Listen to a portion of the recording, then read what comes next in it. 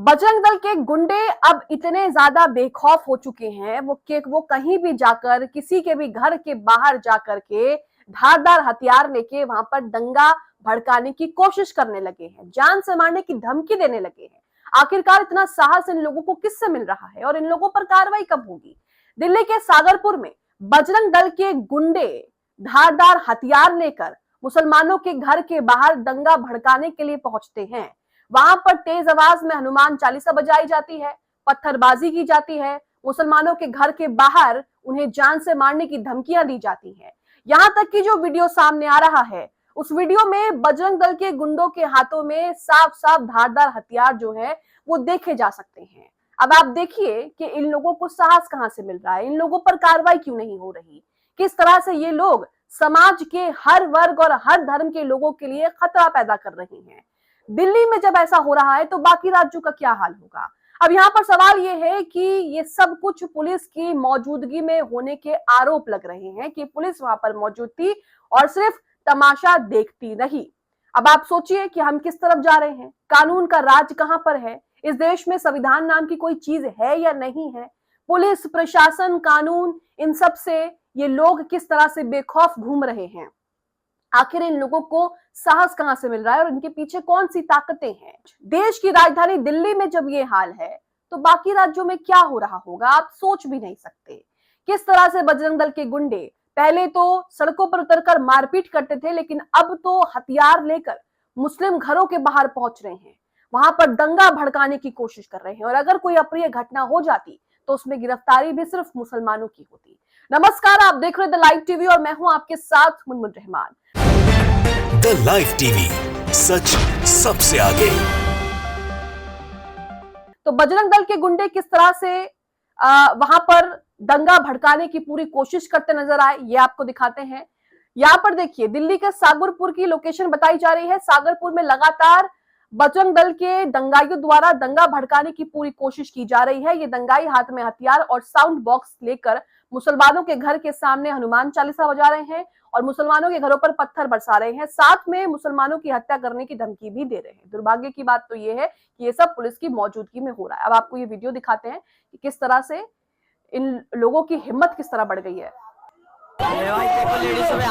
ये orange T shirt में आपको शख्स दिख रहा है, इसके हाथ में हथियार देखिए।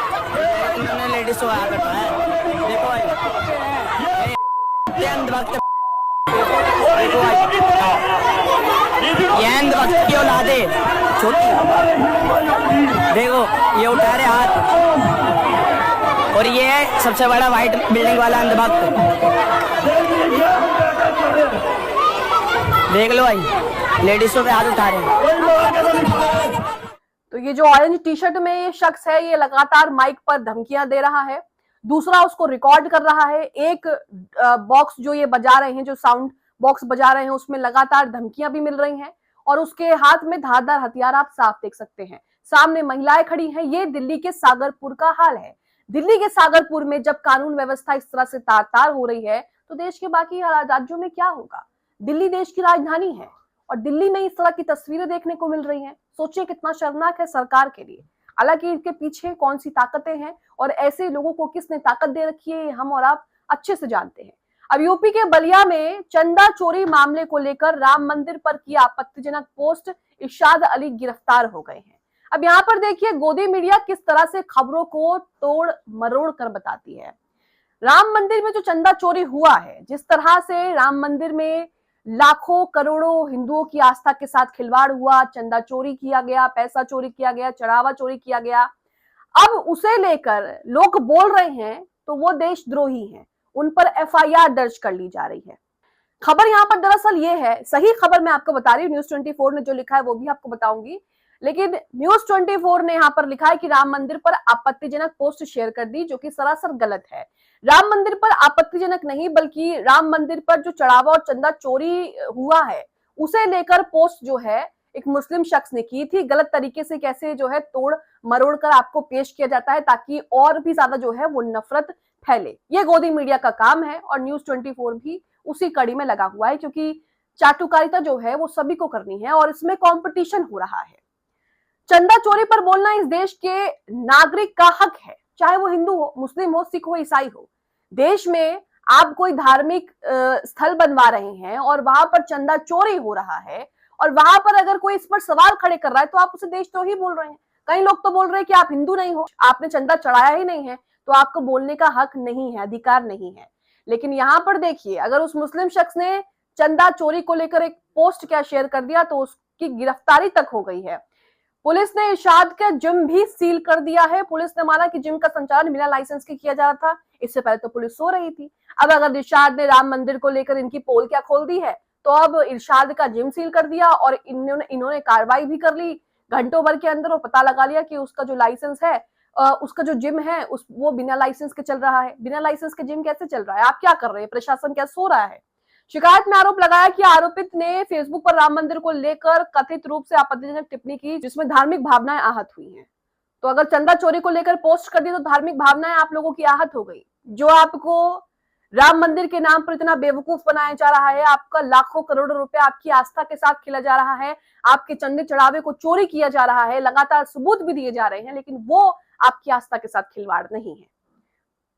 वहीं एक वीडियो सामने आया है जिसमें कहा जा रहा है कि एक हिंदू शख्स जिसका नाम गुप्ता बताया जा रहा है, वो जो दूध है उसमें काव यूरिन यानी कि गोमूत्र जो है वो मिलाकर बेच रहा है पिछले 20 सालों से।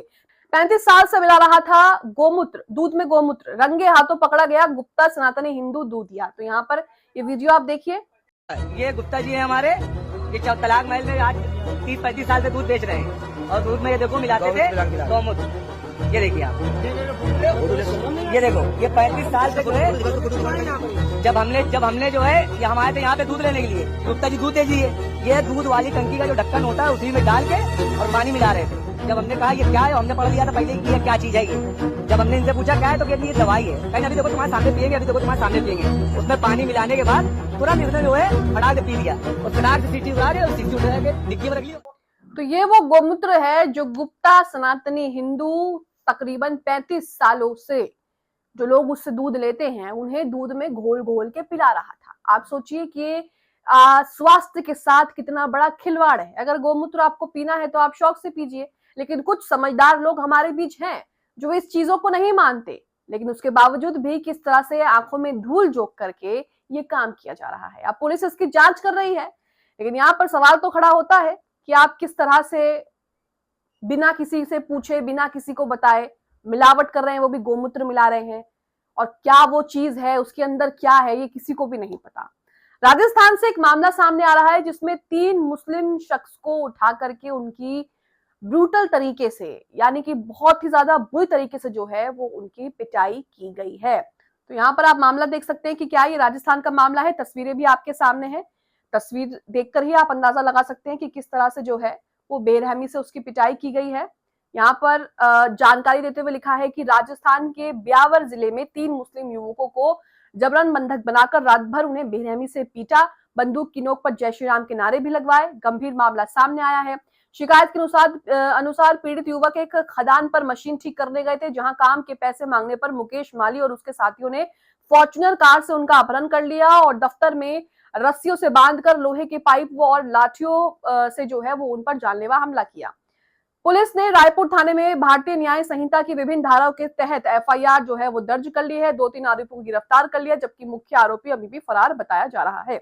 इस घटना को लेकर स्थानीय मुस्लिम समुदाय में भारी आक्रोश है, जिन्होंने ब्यावर के पुलिस अधीक्षक से मिलकर मामले में सख्त सांप्रदायिक धाराएं जोड़ने, सभी आरोपियों की तुरंत गिरफ्तारी और गंभीर रूप से घायल युवकों को दोबारा मेडिकल वार्ड में जांच कराने की मांग की है।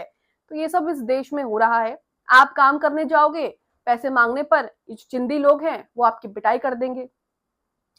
उत्तर प्रदेश के गोंडा से एक तस्वीर आ रही है जिसमें पार्वती आर्ग पक्षी विहार क्षेत्र में कथित तौर पर गाय पकड़ने की कोशिश कर रहे कुछ हिंदू युवकों को गौरक्षक ने पकड़ लिया है। आरोप है कि उन्हें बेरहमी से पीटा गया, जिसके बाद उन्हें पुलिस के हवाले कर दिया गया। तो यहाँ पर उत्तर प्रदेश और गोंडा का ये मामला है जिसमें बताया जा रहा है कि गाय पकड़ने की कोशिश कर रहे कुछ हिंदू युवकों को ही गौरक्षकों ने जो है वो पकड़ लिया। अब यहाँ पर अगर मुस्लिम शख्स होते, मुस्लिम युवक होते, ये हिंदू युवकों की जगह मुस्लिम युवक होते, तो आप गोदी मीडिया का जो है वो ट्वीट देखते, गोदी मीडिया का तमाशा देखते कि कैसे नाच नाच के आपको बताया जाता, क्योंकि वो हिंदू ही हैं जो गाय को पकड़ने की कोशिश कर रहे हैं और फिर गोरक्षकों ने ही उन्हें पकड़ दिया, इसलिए मामला जो है वो ज्यादा नहीं फैलाया। अब यहाँ पर ये वीडियो देखिए। गाय पकड़बो पकड़बो गाय फिर गाय पकड़बो इतना प्यारी है तो हम ये का तू लिखिया हो यहाँ तो गाय पकड़ा माथा था लिखा है उसके chest पर, टैटू पर। पकड़बो गाय हाँ छोड़ दे तो जेल तो हो ही जाएगी। तो ये कुछ हिंदू युवक हैं जिन पर गाय को पकड़ने का आरोप लगा है और उनकी पिटाई गोरक्षक कर रहे हैं। अब पश्चिम बंगाल से जो तस्वीर आ रही है वो सवाल खड़े करती है कि आखिरकार इस देश में लोकतंत्र बचा है, खत्म हो गया, या फिर क्या हालात हैं। पश्चिम बंगाल में आज जो हो रहा है वो कल पूरे देश में होने जा रहा है। विपक्ष के नेताओं को बीजेपी के गुंडे जहां तहां पीट रहे हैं, ये लोकतंत्र और कानून के राज के हिमायती से चुपचाप देखते रहे। ये टीएमसी के पार्षद को पीटे जाने का वीडियो है। इससे पहले महुआ मोइत्रा के घर पर हमले का वीडियो आ चुका है। वीडियो देखिए, टीएमसी के पार्षद की किस तरह से पिटाई हो रही है, कालिक पोती जा रही है सरेआम सड़क पर, और आसपास पुलिस वाले भी आपको दिखाई देंगे।